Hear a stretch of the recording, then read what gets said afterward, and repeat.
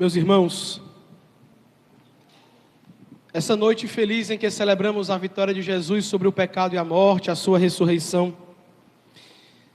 Ontem nós beijávamos adorando a cruz de nosso Senhor Jesus Cristo. A cruz que se tornou um instrumento para matá-lo, para tirar a sua vida. Hoje, meus irmãos, Jesus toma à mão aquela cruz maldita, aquela cruz perante quem morria, não se podia sequer pronunciar o nome porque se tornava alguém maldito. Esta cruz, meus irmãos, para nós é uma árvore bendita, uma árvore de vida, a árvore que gera a nossa vida aqui para a eternidade. De tal modo, meus irmãos, que Jesus toma a cruz às suas mãos como arma vitoriosa. E nós cristãos somos chamados a, adorando a cruz de Jesus, reconhecer que a entrega de vida que Ele fez a nós teve como consequência maravilhosa, teve como consequência, meus irmãos, a nossa vitória na dele. É por isso que nós somos chamados a ressuscitar com nosso Senhor Jesus Cristo. É por isso que tu, cristão, é chamado a acordar. Acorda, tu que dormes, volta do sono da morte, levanta-te, porque Cristo te iluminou, Cristo venceu na tua vida, Cristo venceu na tua história.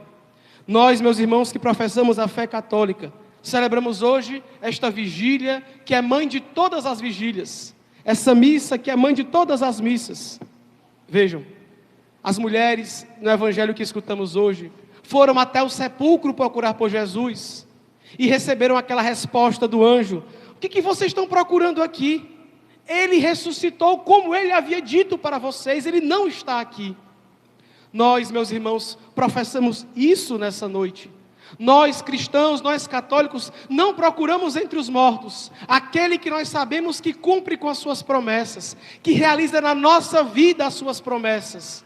Por isso, meus irmãos, nós somos chamados a acordar do sono da morte, somos chamados a nos levantar, como escutávamos no último domingo da quaresma, Jesus chamando Lázaro para fora.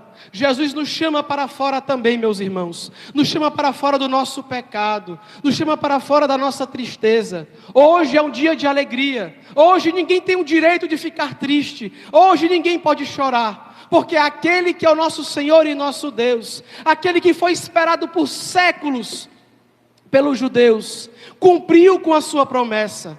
É bem verdade, meus irmãos, que todos fugiram, que todos perderam a fé, que todos se desesperaram, com exceção da Virgem Maria. Que interessante, aquelas mulheres foram cumprir o que era obrigação dos judeus, embalsamar, derramar perfume nos mortos. A piedosa Virgem Maria não as acompanhou, não foi com elas até o sepulcro. Por quê? Porque ela queria descumprir com aquele preceito ritual? Não, porque a fé que se acabou no coração de todos, a fé que escureceu para todos, para os discípulos, para os apóstolos que seguiam Jesus de perto, para as mulheres que compunham as pessoas que acompanhavam Jesus, a fé se apagou para todos. Por isso elas foram até o sepulcro, mas já não estava mais lá Jesus, Ele já havia cumprido com a sua promessa. O Jesus que na sexta-feira santa, meus irmãos, morre, entrega a sua vida. Nas primeiras horas, passado o sábado, nas primeiras horas do domingo, quando vão procurá-lo lá, o sepulcro está vazio. E aquelas mulheres, ao receberem o anúncio do anjo, saem com um misto de sentimentos. Repararam no evangelho?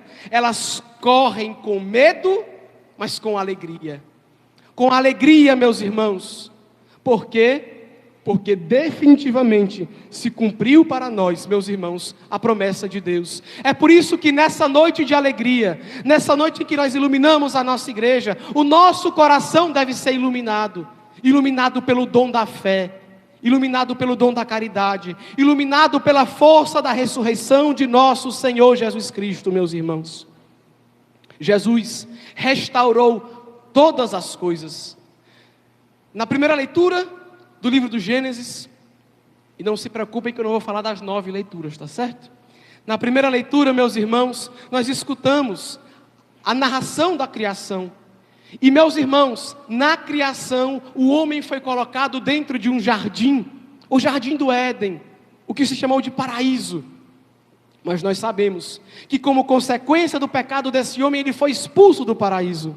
Mas há um outro jardim, meus irmãos, há um outro jardim. Aquele jardim em que Jesus estava recolhido em oração, o jardim do Horto das Oliveiras, e ali foi preso. Foi preso para dar a sua vida, para entregar a sua vida por amor. E morreu. Mas há um terceiro jardim. E é desse que nós falamos hoje, meus irmãos. O terceiro jardim é aquele lugar. Havia um jardim.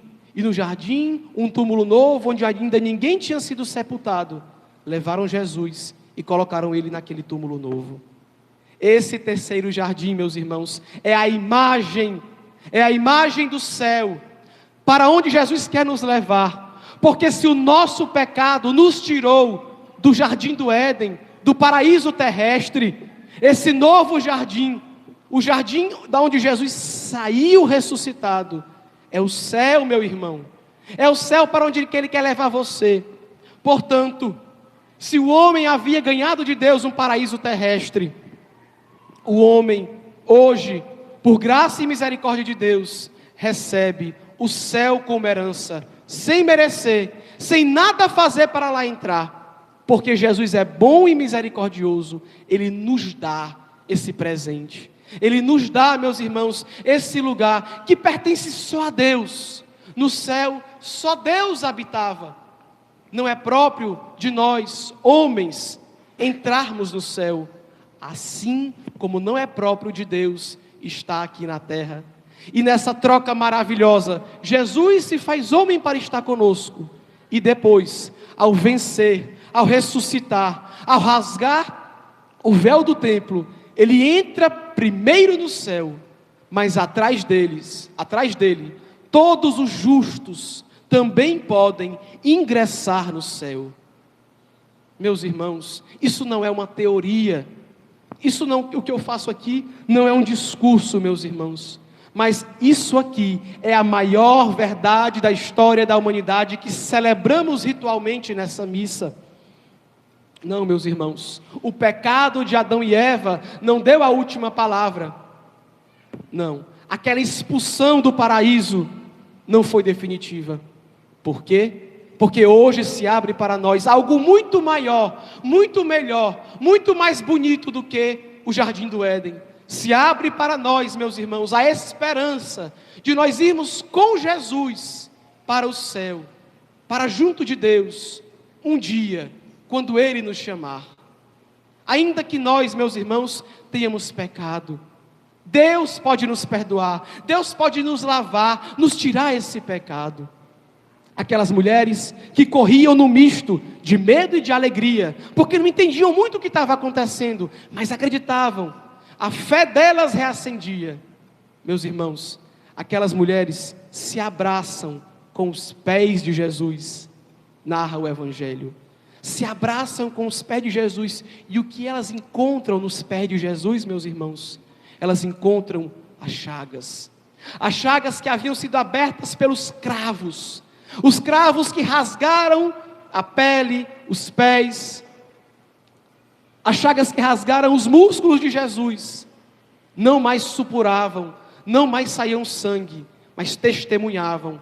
As chagas gloriosas de nosso Senhor Jesus Cristo testemunhavam para aquelas mulheres que piedosamente os abraçavam, os pés, testemunhavam a sua vitória. E o que Ele disse? Ide anunciar aos outros que eu ressuscitei, em outras palavras.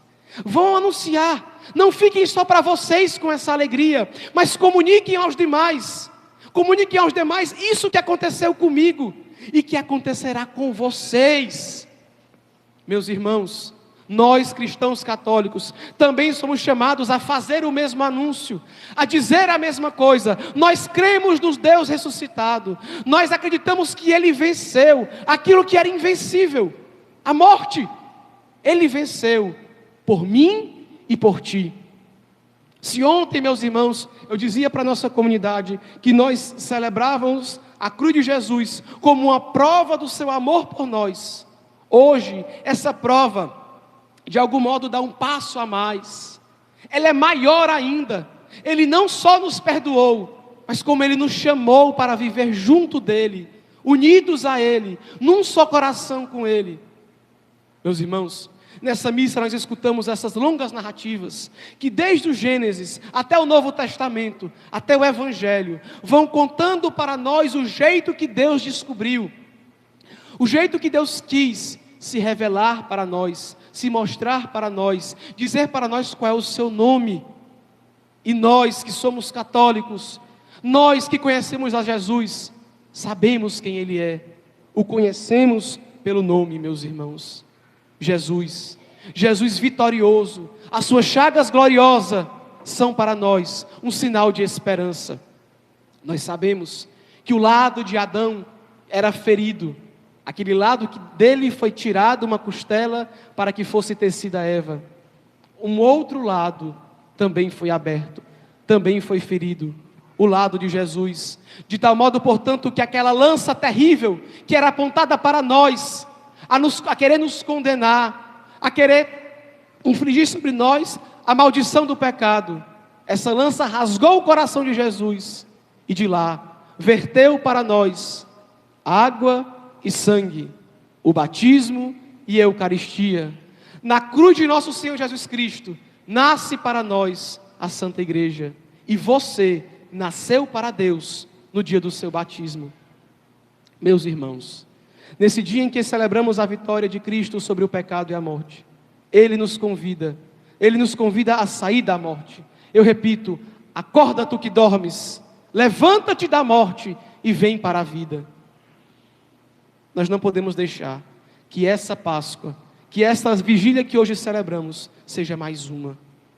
Não podemos deixar que seja uma repetição. Não podemos deixar que seja uma repetição de ritos. Eu sei que para muitos, vir à igreja se tornou um teatro de entretenimento. Não. Para quem de fato tem fé, o que hoje celebramos, o que hoje anunciamos, o aleluia que não podemos cantar ao longo dos 40 dias da quaresma, e que hoje os nossos lábios puderam a plenos pulmões cantar e anunciar, aleluia, Ele venceu, Ele ressuscitou. Nas nossas vidas, Ele precisa vencer, Ele precisa ressuscitar. Por isso, acorda tu que dormes, levanta-te da morte, Cristo te iluminou. Amanhã, meus irmãos, amanhã, no domingo, o primeiro domingo da Páscoa, quando você despertar, você não pode ser o mesmo homem, a mesma mulher, porque Cristo ressuscitou na tua vida. Aquilo que ontem eu dizia, você não pode continuar numa vida de pecado, você não pode se acostumar com isso. É preciso que você permita que a vitória de Cristo aconteça na sua vida. Me desculpem ser repetitivo, isso não é discurso. Se você de fato viveu os 40 dias da quaresma, ou se você não viveu, mas agora, nessa missa, você escolhe e se decide por nosso Senhor Jesus Cristo, a tua vida passará a ser outra, diferente, nova, ressuscitada, vencedora. Creia nisso, assuma isso. Assuma que a vitória de Jesus não foi em vão. Ontem eu dizia, para muitos o sangue de nosso Senhor Jesus Cristo foi derramado em vão, porque vivem impenitentes, vivem no pecado. Eu digo para nós que somos batizados, a comunidade dos batizados, para nós, meus irmãos, a ressurreição de Jesus também não pode ser em vão. Nós precisamos assumir a ressurreição de nosso Senhor Jesus Cristo em nossas vidas. Morramos para o pecado e ressuscitemos para a vida nova. Cristo ressuscitou, meus irmãos, e por isso nós damos glória a Deus. Nós ressuscitemos também com Ele. Louvado seja nosso Senhor Jesus Cristo. E a nossa Mãe Maria Santíssima.